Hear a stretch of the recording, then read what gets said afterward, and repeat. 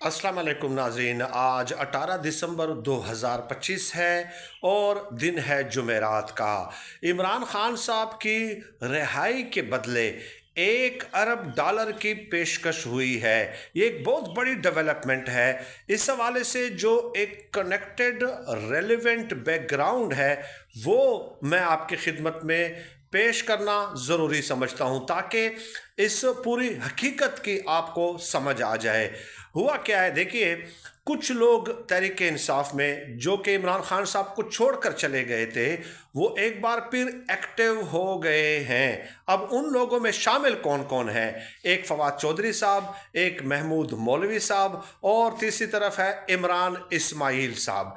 अब इन तीनों की कोशिशें क्या हैं? देखिए, वो ये कह रहे हैं कि कोट लखपत जेल में तहरीक इंसाफ की क़यादत या रहनुमा जो कैद हैं, जिसमें महमूद रशीद साहब हैं, एजाज चौधरी साहब हैं, डॉक्टर यास्मीन राशिद साहिबा हैं, इसके अलावा उमर सरफराज चीमा साहब हैं, शाह महमूद कुरैशी साहब हैं, इन लोगों को रिहा किया जाए ताकि हम मिलकर एक सियासी हिकमत अमली तश्कील दे दें। यानी अब आप ये बारीक वारदात पे ज़रा गौर करें कि ये बारीक वारदात है क्या। तो इन लोगों को रिहा करके हम सियासी एक हिकमत अमली बना लेते हैं ताकि तहरीक इंसाफ को एक पॉलिटिकल स्पेस मिले और फिर आहिस्ता आहिस्ता बात इमरान खान साहब की रिहाई तक जाएगी। ये दरअसल इमरान खान साहब को माइनस करने का एक फार्मूला है कि ये लोग रिहा हो जाएंगे, इनको पॉलिटिकल स्पेस कैसे मिलेगी? अगर वो इमरान खान साहब के नज़रिए के साथ खड़े होंगे तो क्या महमूद रशीद, एजाज चौधरी, उमर सरफराज चीमा, यास्मीन राशिद, शाह महमूद कुरैशी, इनको पॉलिटिकल स्पेस मिल सकती है? ये किस तरह की डिमांड है या किस तरह की शर्त है या मुतालबा है?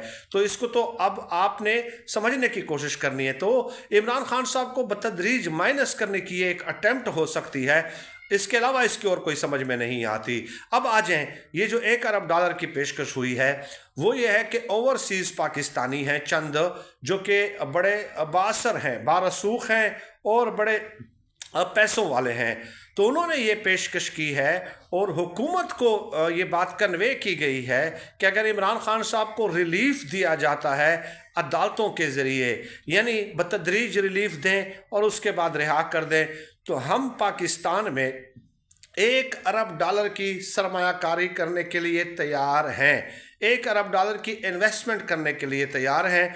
और ये बाकायदा ये मैसेज हुकूमत को कन्वे कर दिया गया है।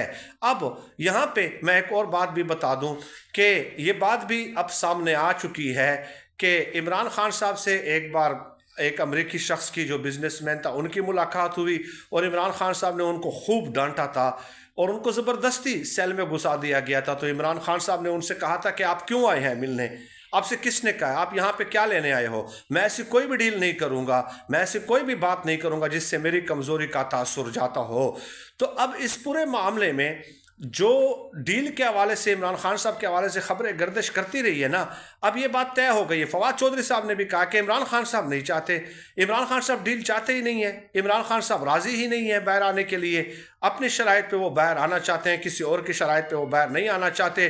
तो फवाद चौधरी साहब ने ये कहा कि इसलिए मैं कह रहा हूँ कि कोट लखपत जेल में ये जो क़यादत तहरीक इंसाफ के रहनुमा हैं इनको हम बाहर ले आने में कामयाब हो जाएं। तो इसका मतलब ये हुआ कि इमरान खान साहब कंप्रोमाइज़ करने के लिए तैयार नहीं है। और इमरान खान साहब $1 अरब की इन्होंने तो पेशकश कर दी है ओवरसीज़ पाकिस्तानी। ज़ाहिर है इमरान खान साहब के साथ एक एफिलिएशन है, इमरान खान साहब को चाहते हैं, मोहब्बत करते हैं, लेकिन इमरान खान साहब ऐसी किसी भी पेशकश को कबूल नहीं करेंगे जिससे इमरान खान साहब के नज़रिए पे कंप्रोमाइज़ होता हो।